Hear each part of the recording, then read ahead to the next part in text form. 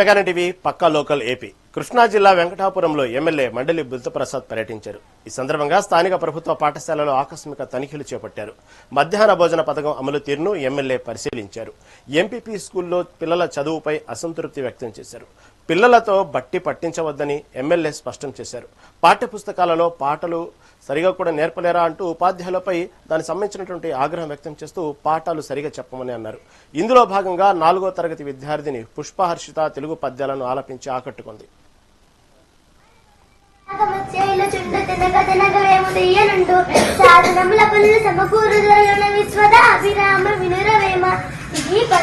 తెలుగు భాషకి దక్కిన వైవిధ్యం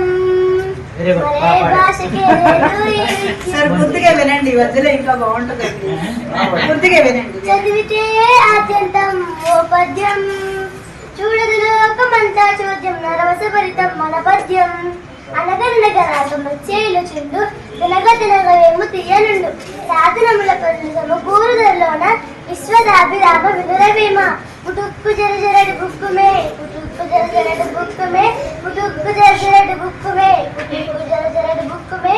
బ్రదర్, వాట్ ఈస్ దిస్ పుటుక్కు జరజరడి బుక్కుమే? I don't understand, please explain.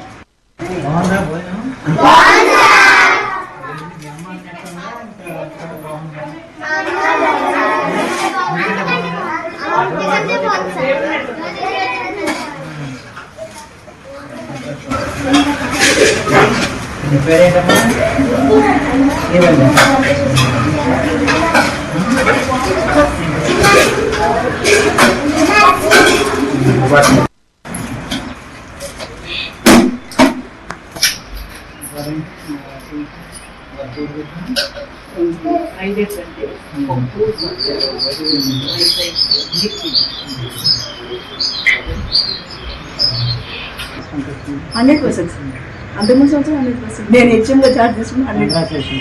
Thank you sir. పిల్లలతో పాటు ఇక్కడే కూర్చున్నా నేను, మీరు వచ్చేటప్పుడు కూడా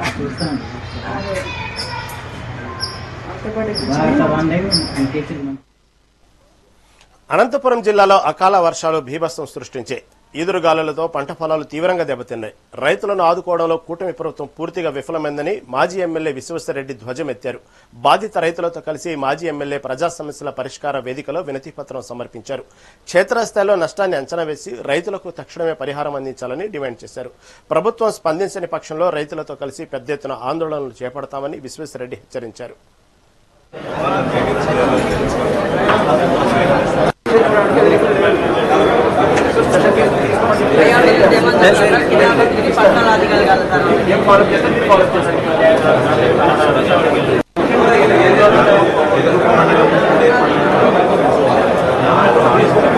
కలెక్టర్ గారిని ప్రభుత్వంని మేము కోరుతున్నది ఏమంటే, ప్రభుత్వం పైన ఒత్తిడి తేవాలి కలెక్టర్ గారిని కూడా కోరాము.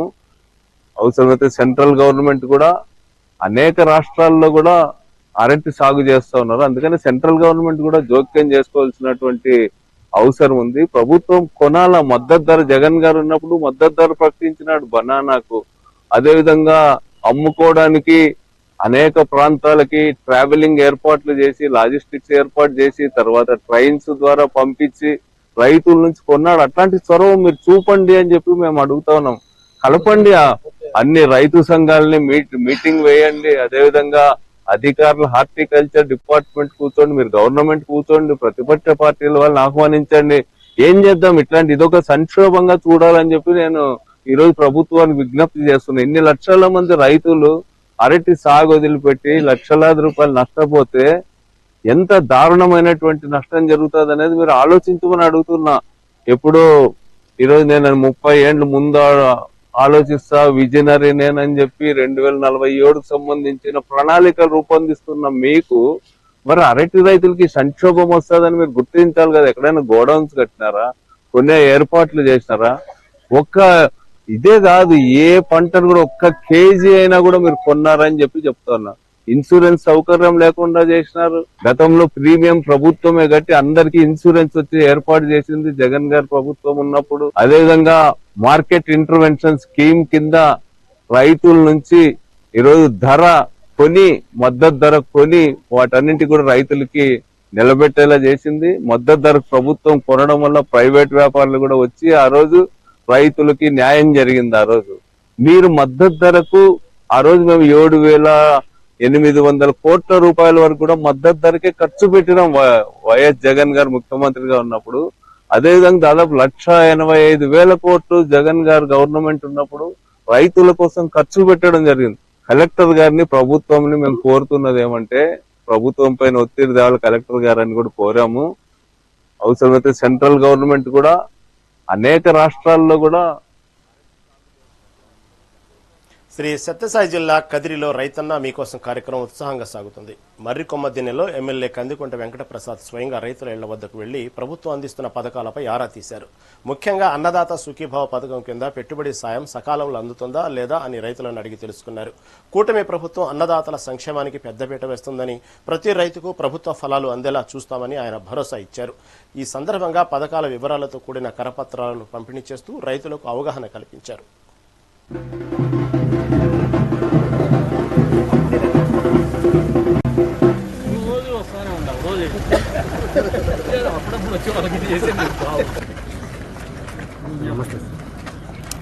డబ్బులు పడినాయా? ఎన్ని ఎకరాలు ఉంది మీకు? మాకు 6 ఎకరాలు ఉంది. ఏం పెట్టారు?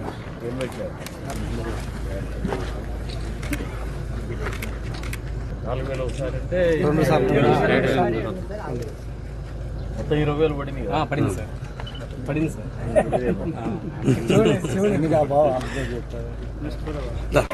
అయింది రేట్ ఉందా? 10 ఎకరా పోవు కదా. 3 విడతలుగా రైతన్నలకు అన్నదాత సుఖీభావ పథకం కింద 20,000 రూపాయలు వ్యవసాయం కోసం చేయూతలు అందించి, తదుపరి ఇంకా ఏవైనా సమస్యలు ఉన్నాయేమో రైతాంగానికి అని చెప్పేసి రైతుల దగ్గరికి ప్రజాప్రతినిధులు అధికారులు పంపించేటువంటి కార్యక్రమంలో భాగంగా రైతన్న మీకోసం కార్యక్రమము ఈరోజు కదిరి నియోజకవర్గంలో 4వ రోజున ఎన్పిగుంట మండలంలో మరికొమ్మదిలో జరుగుతున్నటువంటి కార్యక్రమానికి అధ్యక్షత వహించినటువంటి ఎక్కువగా వ్యవసాయం మీద ఆధారపడేటువంటి కుటుంబాలు ఎక్కువగా రైతన్నలు ఎక్కువగా నివసించేటువంటి రాష్ట్రంలో వ్యవసాయ ఆధారితమైనటువంటి ఆదాయము పెంచుకుంటే మాత్రమే రాష్ట్రం అన్ని రకాలుగా అభివృద్ధి పదంలో నిలబడుతుందనే ఆలోచనతోనే ముఖ్యమంత్రి గారు అన్నదాతలకు అండగా నిలవాలనే ఆలోచనతో ఆర్థిక పరిస్థితి బాగలేనప్పటికీ కూడా కేంద్ర ప్రభుత్వం ఇచ్చేటువంటి 6,000 రూపాయలకు 14,000 జోడించి 20,000 రూపాయలు అందజేసేటువంటి కార్యక్రమం అమలు చేస్తోందని చెప్పేసి ఈ సందర్భంగా మీకు అందరూ కూడా తెలియజేస్తాం. పశ్చిమ గోదావరి జిల్లా భీమవరంలో వైఎస్ఆర్సీపీ నూతన కార్యాలయాన్ని ఉమ్మడి జిల్లాల కోఆర్డినేటర్ గుడివాడ అమర్నాథ్ ప్రారంభించారు. చంద్రబాబు ప్రభుత్వం అధికారంలోకి వచ్చిన తర్వాత కొత్తగా చేసిన అభివృద్ధి ఏమీ లేదని విమర్శించారు. ఉన్న పథకాలను రద్దు చేస్తూ కాలక్షేపం చేస్తుందని విమర్శించారు. మాజీ ముఖ్యమంత్రి వైఎస్ జగన్ వ్యక్తిత్వ హననానికి పాల్పడుతున్నారని మండిపడ్డారు. సోదరి షర్మిలతో ఉన్న కుటుంబ వ్యవహారాలను రాజకీయ లబ్ధి కోసం వాడుకోవడం దుర్మార్గమని నిప్పులు చెరిగారు. రాష్ట్రం ఇప్పటికే 3.5 లక్షల కోట్ల అప్పులు మునిగిపోయిందని, ఉపాధి హామీ వంటి పథకాలను నిర్వీర్యం చేస్తూ సామాన్యుల నోట్లో మట్టి కొడుతున్నారని అమర్నాథ్ ధ్వజమెత్తారు.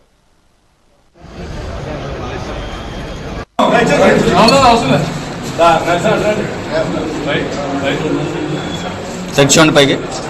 ఓకే అన్న ఫోన్ ది.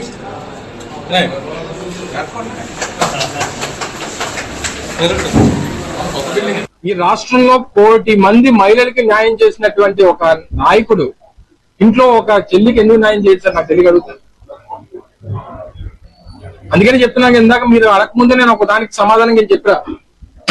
కూటమి రాజకీయ పార్టీలతో పాటు కాంగ్రెస్ పార్టీ కూడా వాళ్ళతో కలిసి పనిచేస్తుందండి. వారు ఎన్ని మాట్లాడినా మాకు రాజశేఖర రెడ్డి గారి కూతురుగా మేము మాట్లాడలేం. జగన్మోహన్ రెడ్డి గారి తాలూకా ఆయన ఈ వ్యవహారంలో వారు వ్యవహరిస్తున్నటువంటి తీరు నిజంగా వారికి హ్యాట్స్ ఆఫ్ చెప్పాలి. అంటే ఎన్ని మాట్లాడినా సరే రక్తం పంచుకొని పుట్టినటువంటి ఆ చెల్లెలు అనేటువంటి ఒకే ఒక ఉద్దేశంతో వారు ఆ మౌనాన్ని పాటిస్తూ ఉన్నారు. అయినప్పటికీ వారి తాలూకా గతంలో ఎప్పుడు ముఖ్యమంత్రిగా పనిచేయలేదు అనుకోండి, అరే జగన్మోహన్ రెడ్డి గారు ఎప్పుడు పనిచేయలేదు కాబట్టి ఎవరికి ఏం చేయలేదు కాబట్టి అనుకోవడం. ముఖ్యమంత్రిగా 5 సంవత్సరాలు ఈ రాష్ట్రంలో 1,000,000 మంది పైగా మహిళలకి న్యాయం చేసినటువంటి ఒక అన్నగా, ఒక తమ్ముడిగా, ఒక బిడ్డగా పనిచేసినటువంటి ఒక వ్యక్తి ఇంట్లో చెల్లెలు చేయలేదని అంటే ఎలా నమ్ముతారండి? ఈ రాష్ట్రంలో 1,000,000 మంది మహిళలకి భారతదేశాన్ని ప్రపంచంలో జగద్గురు స్థానంలో నిలపడమే ఆర్ఎస్ఎస్ ప్రధాన లక్ష్యమని ఈ ప్రాంత ఘోష్ ప్రముఖ్ సత్యనారాయణ అన్నారు. ఆర్ఎస్ఎస్ స్థాపించి 100 సంవత్సరాలు పూర్తి చేసుకున్న సందర్భంగా శతాబ్ది ఉత్సవాలలో భాగంగా కడప జిల్లా పోరుమామిళ్లలో ఉగాది ఉత్సవాలు మరియు పద సంచలన కార్యక్రమాన్ని ఘనంగా నిర్వహించారు. స్థానిక వెంగమాంబ హైస్కూల్ నుండి ప్రభుత్వ జూనియర్ కళాశాల వరకు స్వయం సేవకులు క్రమశిక్షణతో కదం తొక్కారు. ఈ కార్యక్రమంలో పలువురు ప్రముఖులు స్వయం సేవకులు పాల్గొని కార్యక్రమాన్ని విజయవంతం చేశారు.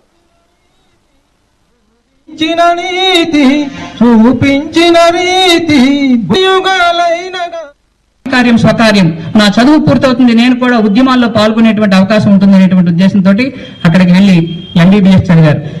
చదువుతున్నప్పుడే అనేక మందితోటి పరిచయాలు ఏర్పడ్డాయి. లాల్ బాల్ పాల్ అంటుంటాము. అప్పుడు ఉండేటువంటి వందే ఉద్యమంలో, స్వతంత్ర ఉద్యమంలో ముఖ్యమైనటువంటి భూమిక పోషించారు. వాళ్ళతో పాటు కలిసి పనిచేశారు. కడప జిల్లా ప్రొద్దుటూరు ప్రభుత్వ ఆసుపత్రిలో 14 కోట్లతో చేపట్టిన అభివృద్ది పనులు నత్తనడకన సాగడంపై ఎమ్మెల్యే వరదరాజుల రెడ్డి తీవ్ర అసంతృప్తి వ్యక్తం చేశారు. ఆసుపత్రిని సందర్శించిన ఆయన పనుల పురోగతిని పరిశీలించి అధికారులపై మండిపడ్డారు. పనులు దక్కించుకున్న కాంట్రాక్టర్ ఫోన్ చేసినా స్పందించకపోవడంపై ఉన్నతాధికారులకు ఫోన్ చేసి ఆగ్రహం వ్యక్తం చేశారు. వెంటనే పనులు ప్రారంభించకపోతే టెండర్ను రద్దు చేసి మరో కాంట్రాక్టుకు పనులు అప్పగించాలని ఆదేశించారు.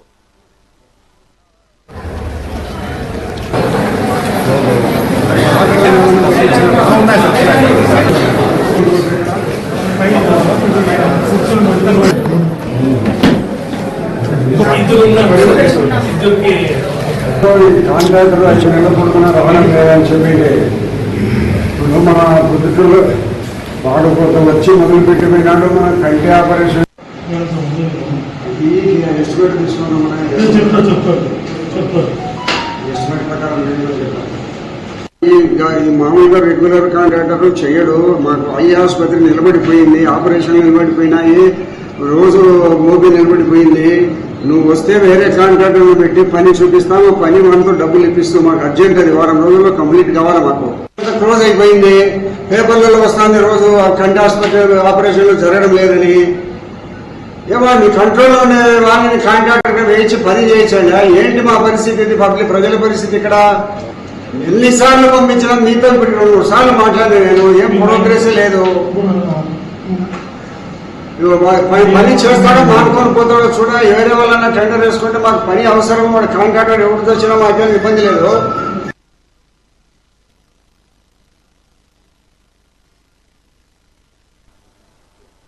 తిరుపతిలో టీడీపీ పార్లమెంటు నూతన కార్యాలయ ప్రారంభోత్సవం ఘనంగా జరిగింది. ఈ కార్యక్రమంలో ఎమ్మెల్యేలు సోమిరెడ్డి చంద్రశేఖర్ రెడ్డి, ఎమ్మెల్యే పాశం సునీల్ కుమార్ పాల్గొన్నారు. దేశవ్యాప్తంగా తిరుమల ప్రసిద్ధి చెందిన ఆధ్యాత్మిక క్షేత్రమని ఎమ్మెల్యే సోమిరెడ్డి అన్నారు. వైసీపీ నేతల అభివృద్ధిని చూసి ఓర్వలేక విమర్శలు చేస్తున్నారని ఆయన ఆరోపించారు. కేవలం 3 నుంచి 4 నెలల వ్యవధిలోనే సుమారు 11,000 కోట్ల రూపాయల వ్యయంతో 2,300 ఎకరాల్లో కేంద్ర ప్రభుత్వం వేగంగా అభివృద్ధి కార్యక్రమాలు చేపడుతుందని తెలిపారు.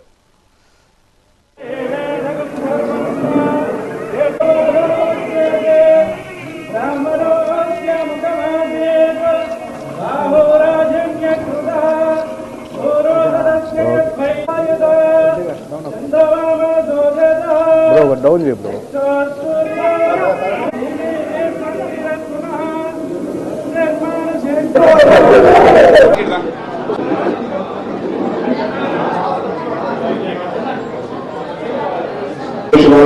చెప్పడం జరిగింది. ఏదైతే యాక్టివేట్ చేసి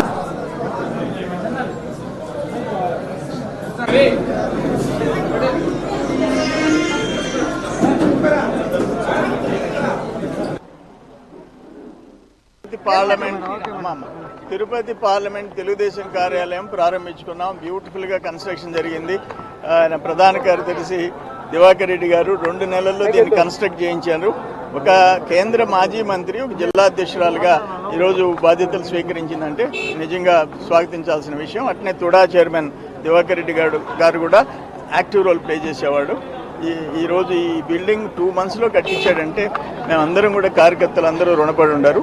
అట్లే నేనేమంటానంటే తిరుపతి పార్లమెంట్ అంటే ఒక కృష్ణపట్నం పోర్ట్, ఒక దుగ్గరాజపట్నం పోర్ట్, ఒక శ్రీ సిటీ, ఒక క్రిస్ సిటీ, ఇటువంటి అన్నిటికీ ఒక ఎయిర్పోర్ట్, అన్నీ ఉండే తిరుమల ఏడుకొండల స్వామి, అది ఆల్మోస్ట్ వరల్డ్లో నంబర్ 1 టెంపుల్ ఉండే పార్లమెంట్ ఇది. మేమందరం ఆ పార్లమెంట్లో ఉండాము.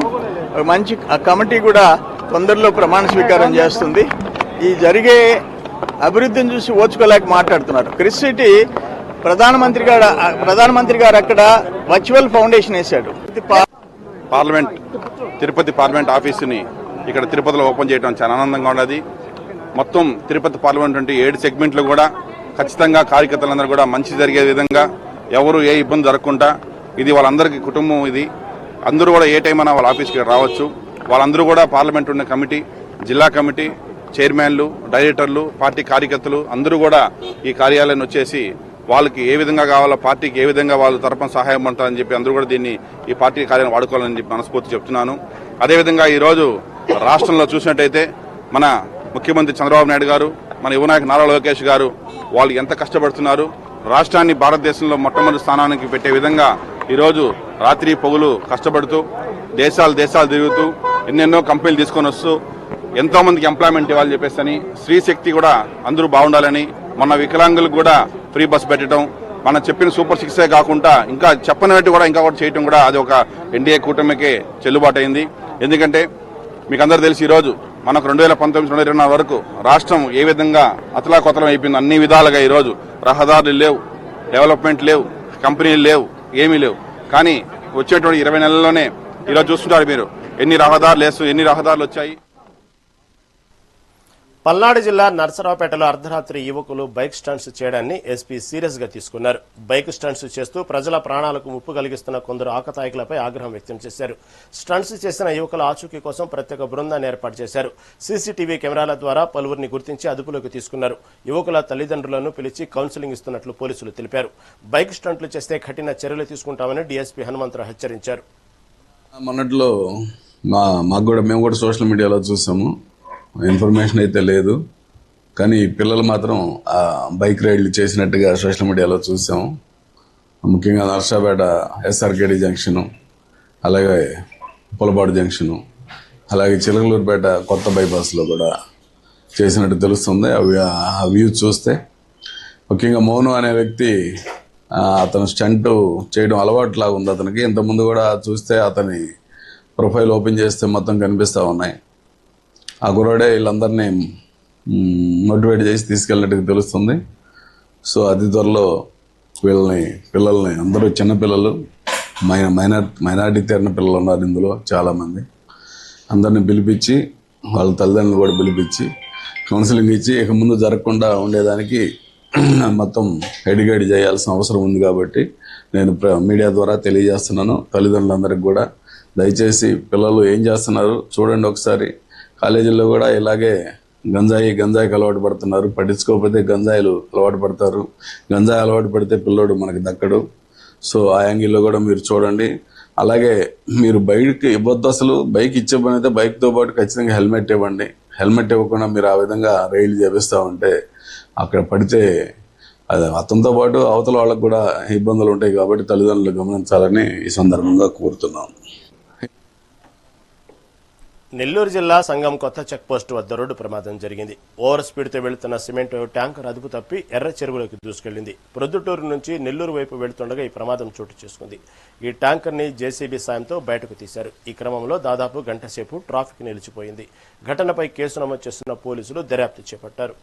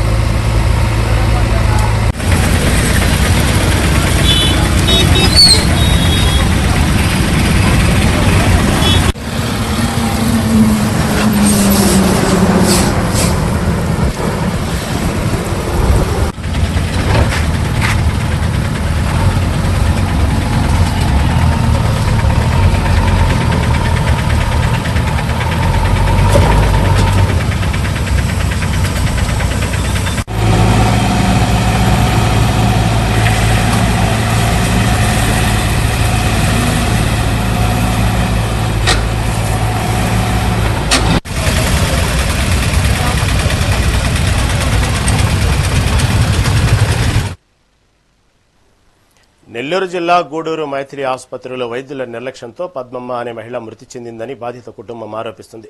2 రోజుల క్రితం గర్భకోశ వ్యాధితో పద్మమ్మ హాస్పిటల్లో చేరింది. ఈ క్రమంలో రక్తం తక్కువగా ఉన్నట్లు వైద్యులు తెలిపారు. రక్తాన్ని ఎక్కించాలని ఆపరేషన్ వార్డుకు తరలించారు. ఇక మరుసటి రోజు పద్మమ్మ గుండెపోటుతో మృతి చెందింది. దీంతో బాధిత కుటుంబం ఆసుపత్రి ఎదుట ఆందోళనకు దిగింది.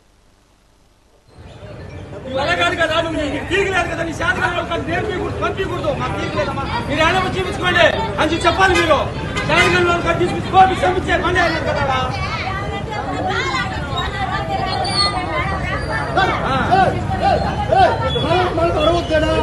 మనకి న్యాయం జరగండి.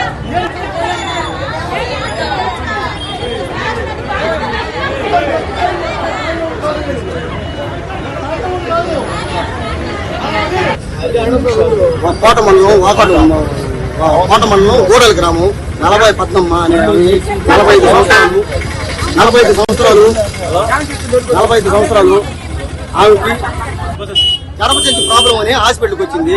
ఇమీడియట్ గా ఆపరేషన్ చేయాలా, 60,000 రూపాయలు ఖర్చు అవుతుంది అని చెప్పి బ్లడ్ లేదు, బ్లడ్ ఎక్కించాలని చెప్పి 3 రోజులు హాస్పిటల్ పెట్టుకుని బ్లడ్ ఎక్కించి నిన్న ఉదయం 10 గంటలకి ఆపరేషన్ చేయమని, ఇమీడియట్ గా ఆపరేషన్ చేయాలా, గడ్డలు తీయాలని చెప్పని నిన్న ఉదయం 10 గంటలకు ఆపరేషన్ చేసింది. ఈ రోజు 10-11 గంటలకు ఆపరేషన్ చేసినప్పుడు ఏమి మనిషి పలకల అట్టే ఉంది. ఈ రోజు 10-11 గంటలకు చనిపోయింది మనిషి. చనిపోయిన తర్వాత 4 గంటలకు మనం పిలిచి అయ్యా హార్ట్ ప్రాబ్లం వచ్చింది, ఆమెకి మేమేం చేయలేము, ఎక్కడికైనా తీసుకెళ్ళండి, 5-6 లక్షలు ఖర్చు వస్తుంది, అయినా బతకదు అని మైథిలి మేడం గారు చెప్పింది. మైథిలి మేడం గారు చెప్పింది వాళ్ళు నిరుపేదలో వాళ్ళు పెట్టుకోయారమ్మా అని. సరే మీ ఇష్టం చెప్పి శవాన్ని తీసుకొచ్చారు, మేము పూజ చనిపోయింది. ఏందమ్మా చనిపోయిందంటే హార్ట్ ప్రాబ్లం, మేమేం చేశారయ్యా అని చెప్పండి. నిన్న ఆపరేషన్ చేసి మీరు హార్ట్ ప్రాబ్లం అన్నప్పుడు ముందుగానే మీరు చెకప్ చేసిన తర్వాత కదా మీరు ఆపరేషన్ చేయాలా, మీరు ఎటు చేస్తారమ్మా నేను అడిగినా.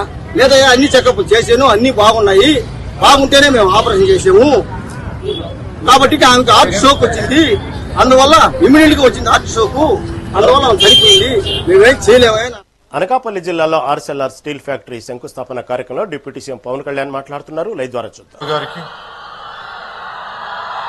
గౌరవ జిల్లా ఇన్ఛార్జ్ మంత్రివర్యులు శ్రీ కొల్లు రవీంద్ర గారికి, గౌరవ శాసనసభ్యులు పాయకరావుపేట మరియు రాష్ట్ర హోంశాఖ మంత్రివర్యులు శ్రీమతి మంగళపూడి అనిత గారికి, గౌరవ పార్లమెంట్ సభ్యులు అనకాపల్లి శ్రీ సీఎం రమేష్ గారికి,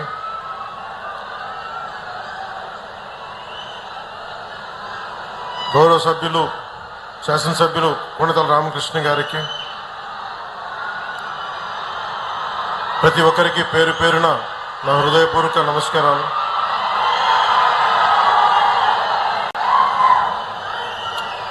I'm indeed delighted to be here today on the occasion of the foundation stone laying ceremony of ArcelorMittal Nippon Steel joint venture for India's largest greenfield and integrated steel plant with an investment of 1.35 lakh crores and 17.8 million metric tons steel per annum by creating an employment of 1 lakh direct and indirect employment to the people of Andhra Pradesh, especially to Uttarakhand. Being an environment minister, I'm glad to note that with the help of modern technology, the AMNS is committed to have a limited carbon footprint. I'm grateful to you. The Executive Chairman, ArcelorMittal, Sri Lakshmi Mittal ji, the Chairman, AMNS India, Sri Aditya Mittal ji, and CEO AMNS India, Sri Dilip Women ji. On behalf of Andhra Pradesh and from NDA government, we wholeheartedly welcome you. We wholeheartedly thank you for trusting us, for investing such a huge amount in our state. We are truly, truly grateful to you. మీ అందరికీ లక్ష్మీ మిట్టల్ గారి గురించి మీకు ఎంతవరకు తెలుసో లేదో మీకు చిన్న వివరాలు చెప్పాలి. ఈయన ఎంత ఇన్స్పిరేషనల్ పర్సనాలిటీ అంటే, Lakshmi Mittal ji very few people, I don't know how much. Today we see you as, I'm trying to communicate to the people gathered here and to the people of Andhra Pradesh what kind of personality, towering personality you are, I would like to convey today. When we were growing up, when we understanding the world economics and all, especially the amount that your trajectory growth truly inspired us. And one of my friend had compared you to the character written by Ayn Rand in Fountainhead. The protagonist's name is Howard Rourke. And that particular protagonist character communicates the strength of individual mind and the pursuit of work as ultimate joy. You are an embodiment of both those qualities, Mr. Lakshmi Mittal. And we are glad you are here today, trusted in us, and we are truly, truly grateful to you. And also Nippon Steel Plant Company management and all of you. I had met few of your representatives. I'm grateful to you for trusting us, and the conglomerate of both Mittal and Nippon Steel Company, and really you gave us a lot of hope. మీ అందరికీ కూడా 24 ఎన్నికల్లో when I have trusted 24 ఎన్నికల్లో నేను మీకు ఒకటే మాట ఇచ్చాను. రాష్ట్రం చాలా బలంగా ఉండాలి, పెట్టుబడులు రావాలి, పెట్టుబడులు ఆకర్షింపబడాలి. అలా రావాలి అంటే ఒక దార్శనికత ఉన్న నాయకుడు కావాలి. నేను మీ అందరికీ అభిమానమైన వ్యక్తిని కావచ్చు, కానీ నాకు అంత అనుభవం లేదు. పెట్టుబడులు తీసుకొచ్చే అనుభవం ఉన్న వ్యక్తి కావాలి మనకి. ఈ రోజున ఆ రోజు నేను కోరుకున్న అలయన్స్ ఈ రోజున 1,00,000 మందికి మన అనకాపల్లిలో, మన ఉత్తరాంధ్రలో 1,00,000 మందికి పైచిలకు పెట్టుబడులు వస్తున్నాయి అంటే లక్ష్మీ మిట్టల్ గారు లాంటి వ్యక్తుల్ని కన్విన్స్ చేసి ఇక్కడికి తీసుకురావాలంటే ఒక దార్శనికత ఉన్న విలక్షణమైన రాజకీయ నాయకులు దురంధరుడు ఉంటే తప్ప రాదు. అలాంటి వ్యక్తి మన గౌరవ ముఖ్యమంత్రి నారా చంద్రబాబు నాయుడు గారు. గత ప్రభుత్వంలో వచ్చిన పెట్టుబడులు వెళ్ళిపోయాయి, ఇప్పుడు పెట్టుబడులు వెతుక్కొని వస్తున్నాయి. ఇందాక సోదరి అనిత గారు చెప్పినట్టుగా 25% పెట్టుబడులు, భారతదేశంలో వచ్చే పెట్టుబడులు ఆంధ్రప్రదేశ్కి వస్తున్నాయి. అలాగే మొన్న కేంద్ర హోంశాఖ మంత్రి అమిత్ షా గారిని కలిసినప్పుడు ఆయన కూడా ఇదే మాట చెప్పారు. Andhra Pradesh is attracting great investments when compared to rest of the states. The only reason is the experience and the vision of Honorable CM Sri Nara Chandrababu Naidu. A big round of applause for him, for his leadership, for guiding all of us for a stable and strong Andhra Pradesh. ArcelorMittal Nippon Steel India ఆధ్వర్యంలో 2 దశల్లో మన అనకాపల్లి నక్కపల్లి మండలం పరిధిలో నిర్మిస్తున్న ఈ steel plant దేశంలోనే అతిపెద్ద greenfield integrated steel plant. 8.2 million టన్నుల స్టీల్ ఉత్పత్తి సామర్థ్యంతో ఇందాక చెప్పినట్టు 1,00,000 మంది ప్రత్యక్షంగా పరోక్షంగా ఉద్యోగ ఉపాధి అవకాశాలు కల్పించనుంది. దేశంలో అత్యాధునిక సాంకేతికతతో ఏర్పాటు కానున్న తొలి గ్రీన్ఫీల్డ్ స్టీల్ ప్లాంట్ ఇది అత్యంత పరిమితమైన స్థాయిలో కాలుష్య వ్యర్థాలను విడుదల చేసే ఉక్కు పరిశ్రమగా కూడా ఇది నిలవనుంది. చాలా మందికి ఒక పరిశ్రమ వస్తుందంటే కాలుష్యాలు తక్కువ వచ్చేలాగా, తక్కువ వ్యర్థాలు ఉండేలాగా ఆర్సిలర్ నిప్పన్ స్టీల్ ప్లాంట్ తాలూకు అప్రోచ్ చాలా అద్భుతంగా ఉంది. నా ఎప్పుడు భయం, పరిశ్రమలు వచ్చినప్పుడు వ్యర్థాలు తగ్గాలనే నా కోరిక. ఆ కోరికని ఈ విధంగా మన ఆస్లర్ నిప్పన్ స్టీల్ ప్లాంట్ తీరుస్తున్నందుకు మనస్ఫూర్తిగా వారికి నా ధన్యవాదాలు తెలియజేస్తాను.